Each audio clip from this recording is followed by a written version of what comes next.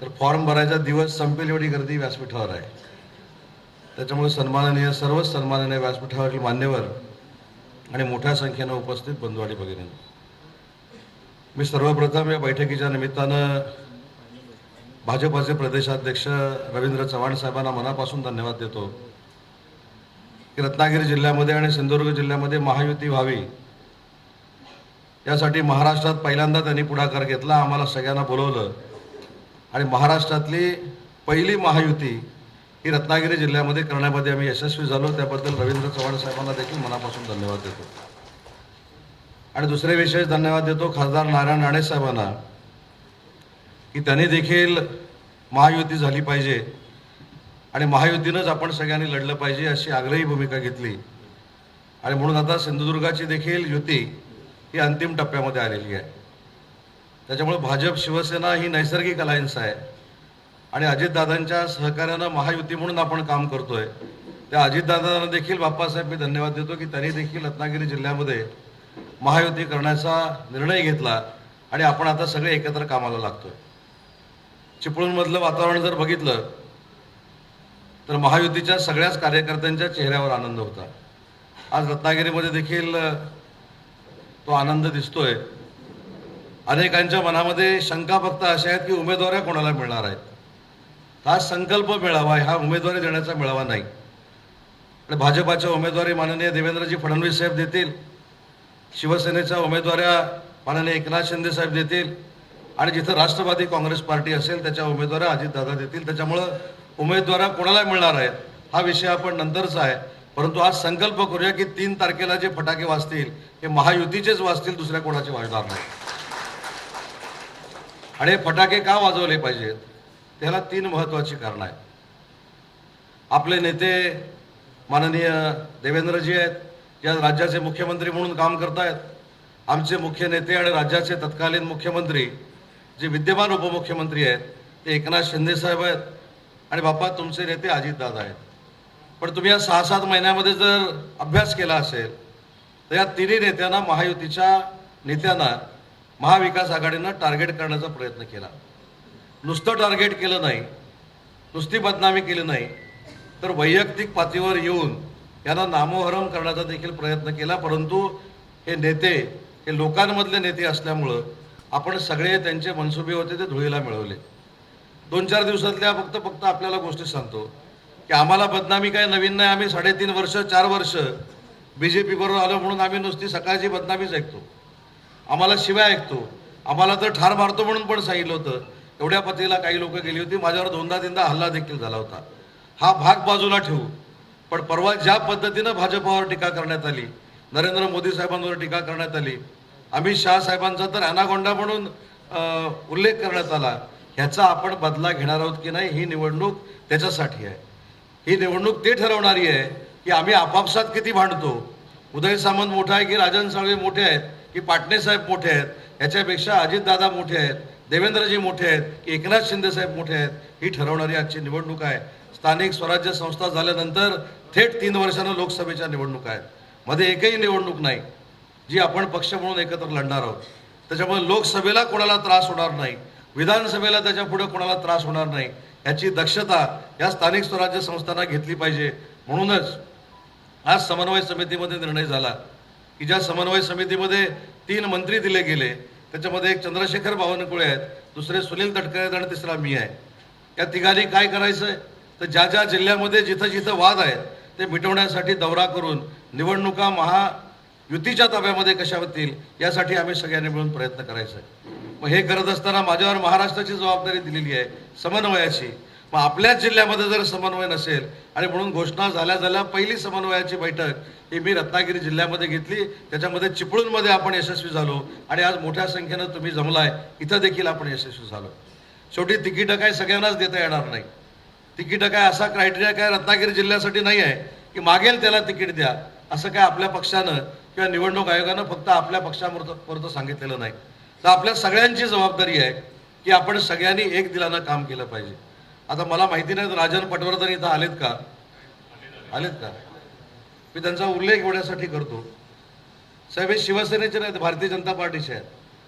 पण यांनी सगळ्या ग्रुपवर टाकलेला मेसेज मी स्वतः बघितलेला आहे. स्वीकारलेले तर आहेतच, आलेत तुम्हाला आले असतील. म्हणजे ही मीटिंग कधी ठरली? काल रात्री ठरली. पण या दोघांनी मिळून ज्या पद्धतीनं सगळ्यांना मेसेज पाठवलेत की कशासाठी महाविकास आघाडी पराभूत झाली पाहिजे आणि कशासाठी आपले सगळे इगोला बाजूला ठेवून महायुती जिंकली पाहिजे आणि कशासाठी या बैठकीला आलं पाहिजे, हे सगळे मेसेज माझ्या माहितीप्रमाणे राजन पटवर्धनने पाठवलेले आहेत. म्हणजे माझं किती बारीक लक्ष असतं बघा. आणि मी कुठच्या ग्रुपमध्ये आहे कोणाला पण माहीत नाही, पण तुम्ही काय मेसेज पाठवताय मला कळतं. त्याच्यामुळे ही जी भावना आहे की आपली महायुती जिंकली पाहिजे, आपल्या महायुतीनं सगळे नगराध्यक्ष जिंकले पाहिजेत आणि महाविकास आघाडीचा पराभव झाला पाहिजे. समोरचे काही पारंपरिक आपले वैरी नाही आहेत. म्हणून परवाच्या माझ्या पक्षाच्या मेळाव्यामध्ये मी सांगितलं की ज्यावेळी महिला भगिनी निवडणुकीला उभ्या राहतील त्यावेळी त्यांचा अपमान होणार नाही, ही दक्षता आपल्या महायुतीच्या सगळ्या पदाधिकाऱ्यांनी घेतली पाहिजे. मला कुणीतरी पदाधिकाऱ्यांनी सांगितलं, ते साहेब तुमच्यावर वाटेल ते बोलतात. मी ही देखील म्हण वापरली की कुणी गाय मारली म्हणून वासरू मारायची गरज नाही. आपलं कर्तृत्व, आपलं नेतृत्व, आपण विकास कामं लोकांपर्यंत पोचवायची आहेत आणि त्या विकास कामानं महायुतीनं काय केलंय हे दाखवून आपल्याला निवडणुका जिंकायच्या. आज सगळे सर्वे माझ्याकडे आहेत, सगळे सर्वे. त्या सर्वेप्रमाणे जर सांगायला गेलो तर या जिल्ह्यातल्या सगळ्या नगरपालिका या महायुतीनं ऑलरेडी जिंकलेल्या आहेत. एवढं मताधिक्य मतदार आपल्याला देणार आहेत. पण त्या आपण जिंकलेले आहेत म्हणून गाफील राहण्यात काही अर्थ नाही. आपल्यामध्ये एकोपा असला पाहिजे, आपल्यामध्ये समन्वय असला पाहिजे आणि समन्वय साधत असताना आपल्याबद्दलचा गैरसमज पसरवला जाणार नाही, आपल्यामध्ये वाद निर्माण होणार नाही, ही दक्षता आपण सगळ्यांनी मिळून घेतली पाहिजे. आणि शेवटी एक महत्त्वाची बाब आहे, आपण कोणासाठी करतोय? आपण पक्षासाठी करतोय. आपण जी नेतृत्व मानलेली आहेत ती बदनाम होणार नाही, त्याची जबाबदारी आपण सगळ्यांनी मिळून घेतली पाहिजे.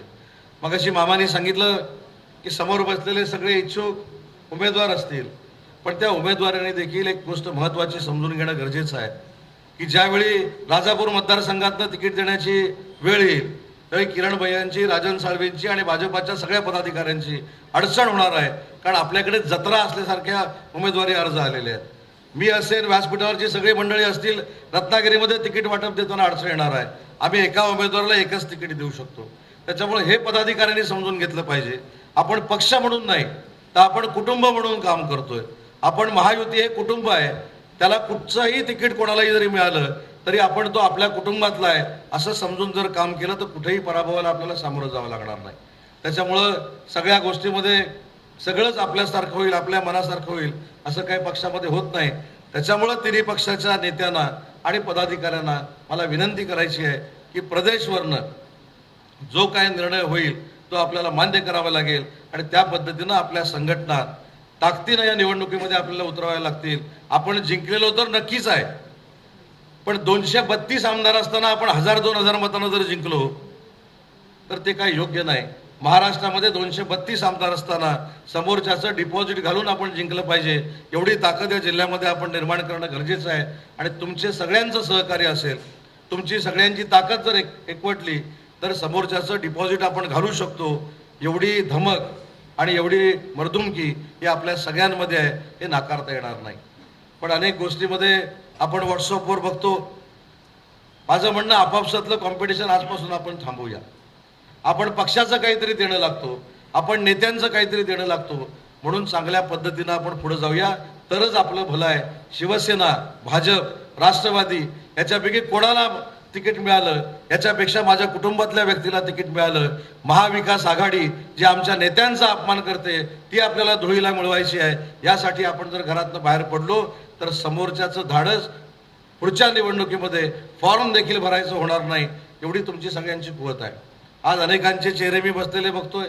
मला माहिती आहे की अनेक लोक या सगळ्या प्रोसेसमधनं इच्छुक म्हणून आलेले आहेत, अनेकांनी अर्ज केलेले आहेत, अनेक लोकांनी कदाचित शब्द दिले असतील.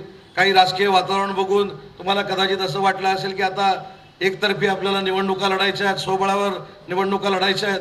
पण अशोक मामा, पहिल्या दिवसापासून मी सांगत होतो, पहिल्या दिवसापासून मी समन्वय समितीत आहे. या तिन्ही नेत्यांनी मला ते भाग्य मिळवून दिलेलं आहे समन्वय समितीमध्ये. त्याच्यामुळे रत्नागिरी जिल्ह्यामध्ये 100% युती होणार आहे हे मी 6 महिन्यापूर्वीपासून सांगत होतो. पण कदाचित मामा तुमचा माझ्यावर विश्वास नव्हता, बरोबर ना?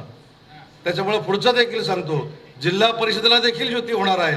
आणि पंचायत समितीला देखील दोन्ही जिल्ह्यामध्ये युती होणार आहे. तुम्हाला चिंता करण्याची काही कारण नाही. आणि युती का केली पाहिजे? आमच्या निवडणुका झाल्या, माझी निवडणूक झाली, भैयांची निवडणूक झाली, शेखर निकमची निवडणूक झाली, योगेश दादाची निवडणूक झाली.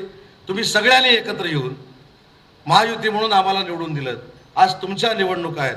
मग तुम्हाला सभागृहामध्ये पाठवत असताना आम्ही आमच्या स्वार्थासाठी तुम्हाला सेपरेट लढवायचं, तुमच्यासोबत राजकारण करायचं आणि तुम्हाला सभागृहामध्ये जाण्यापासून वंचित ठेवायचं, ही राजनीती उदय सामंतची नाही.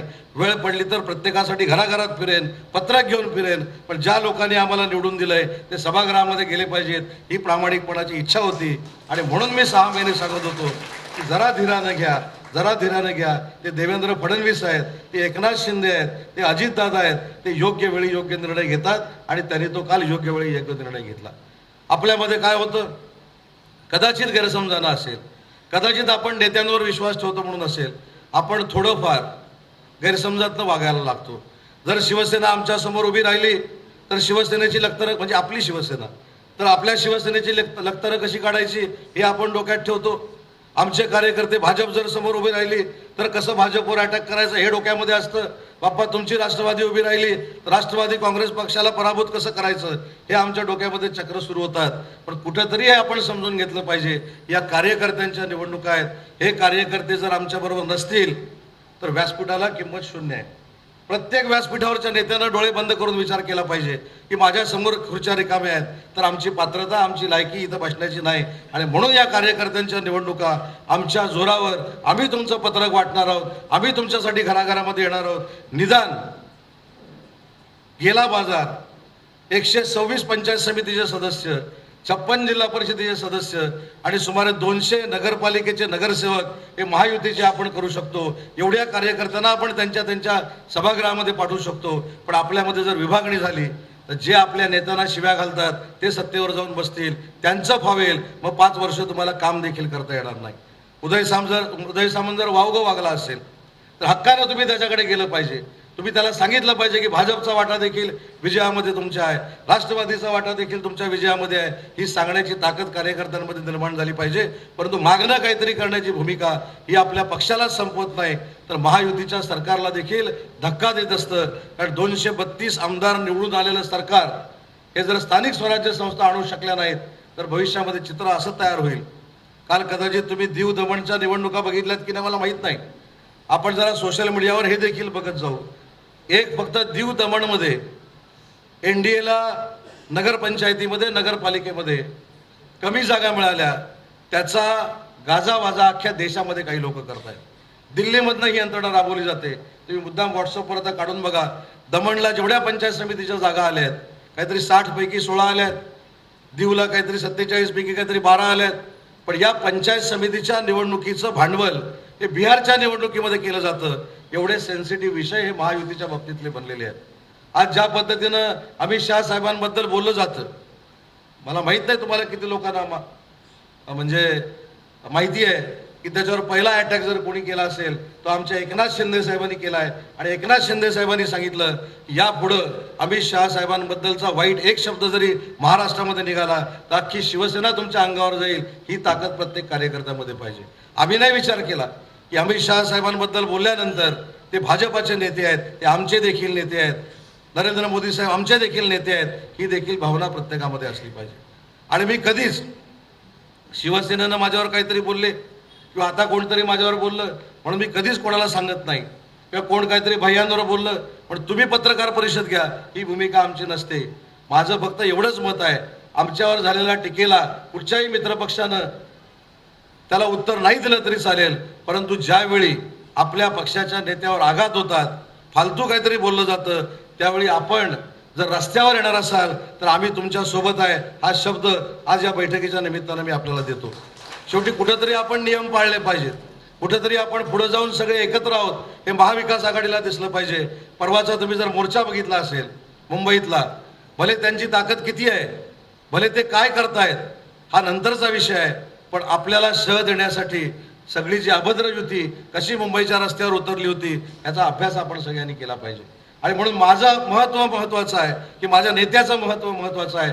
यासाठी या संकल्प मेळाव्याचं आयोजन महाराष्ट्रामध्ये पुढच्या 3 दिवसात किमान 60 ते 70 संकल्प मेळावे जिथं जिथं कुठं डिस्प्यूट आहे तिथे करायचा निर्णय माननीय देवेंद्रजींनी, शिंदे साहेबांनी आणि अजितदादांनी केलेला आहे. त्याच्यामुळे एवढाच संकल्प करू. मी मगाशी काय सांगितलं की भाजपच्या लोकांना तिकीट द्यायचे अधिकार काय आम्हाला नाहीत, ते देवेंद्रजी देतील. आमची तिकीटं शिंदे साहेब देतील आणि बाप्पा तुमच्या पक्षाची तिकीटं अजितदादा देतील. पण हे सगळं करताना कुठच्याही पक्षाचा जरी उमेदवार असला तरी तो आमच्याच पक्षाचा उमेदवार आहे, निशाणी फक्त वेगळी आहे असं समजून आपण सगळ्यांनी मिळून काम केलं पाहिजे. महिला भगिनींना तर मला एक विनंती करायची आहे, विधानसभेला जर टक्केवारी बघितली मतदानाची तर पुरुषांपेक्षा 4% जास्त मतदान महिलांनी केलेलं आहे. ते कशामुळे केलं, का केलं, अभिजित तुम्हाला माहिती असेल, त्याच्या खोलात आपण जाऊया नको. पण ज्या भावानं तिन्ही म्हणजे अजितदादा असतील, आमचे शिंदे साहेब असतील, या सगळ्यांनी मिळून माझी लाडकी बहीण योजना या महाराष्ट्रामध्ये आणली, म्हणून आपलं मतदान हे 70, 72%, 73%, 74%वर गेलं. आज जी केलेली विकास कामं आहेत महाराष्ट्रातली ती आपण सगळ्यांनी मिळून लोकांपर्यंत पोहोचवली पाहिजेत आणि तुम्ही खरं आनंदित असलं पाहिजे. 50% तर तुमच्या हक्काचं आहे, बरोबर ना. आणि काही ठिकाणी सर्वसाधारणमध्ये देखील आपण महिलांना उमेदवारी देतोय, म्हणजे तुमचं पर्सेंटेज जवळजवळ 60%वर जातंय. यांची परिस्थिती बघा काय झालेली आहे. हे 40%त उरलेले आहेत. तरी देखील तुमचा भाऊ या नात्यानं सांगतो की आमच्या बरोबरचे सगळे पुरुष पदाधिकारी जीव ओतून महायुतीच्या महिला आघाडीच्या सगळ्या पदाधिकाऱ्यांचा प्रचार करतील आणि त्यांना देखील त्या सभागृहामध्ये पाठवतील. हा आमचा पुरुषांमार्फत दिलेला तुम्हाला शब्द आहे. आणि म्हणून सगळ्यांनी एकत्र काम केलं पाहिजे. युवा सेनेनं एकत्र काम केलं पाहिजे. भारतीय विद्यार्थी बीजेपीची कुठची अखिल भारतीय विद्यार्थी परिषद, युवा मोर्चा असेल, युवा सेना असेल.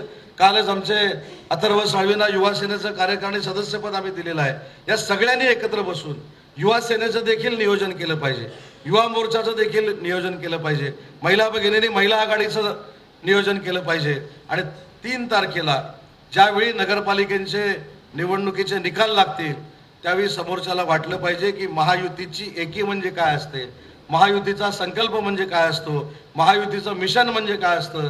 ते मिशन सक्सेस करण्यासाठी, यशस्वी करण्यासाठी आपण सगळ्यांनी कार्यान्वित राहावं एवढीच या बैठकीच्या निमित्तानं विनंती करतो. आपण सगळे पक्षाच्या पदाधिकाऱ्यांच्या निरोपाला मान देऊन या ठिकाणी आलात त्याबद्दल आपल्या सगळ्यांचे मनपूर्वक आभार मानतो. आणि युती जिल्ह्यातच युती. भैयाने एक शंका इथं केली की रत्नागिरीचा उल्लेख झाला, चिपळूणचा झाला, खेडचा झाला, लांजा राजापूरचा काय. तर लांजा आणि राजापूर तुमच्या राजन साळवींच्या आणि अमित केतकरांच्या हातात दिलेला आहे. त्यामुळे तुम्ही तिघांनी मिळून जे काय ठरवाल ते आम्हाला मान्य आहे असा निर्णय रवींद्र चव्हाण साहेबांनी घेतलेला आहे. त्याच्यामुळे राजापूर देखील, लांजा देखील, म्हणजे रत्नागिरी जिल्हा आणि सिंधुदुर्ग जिल्हा या दोन्ही जिल्ह्यामध्ये आपली युती झालेली आहे. आज कदाचित रात्री 12 वाजेपर्यंत रायगड जिल्ह्यामधली देखील युती आपली जाहीर होईल. अशा पद्धतीने आपण एक संघपणानं लढतोय.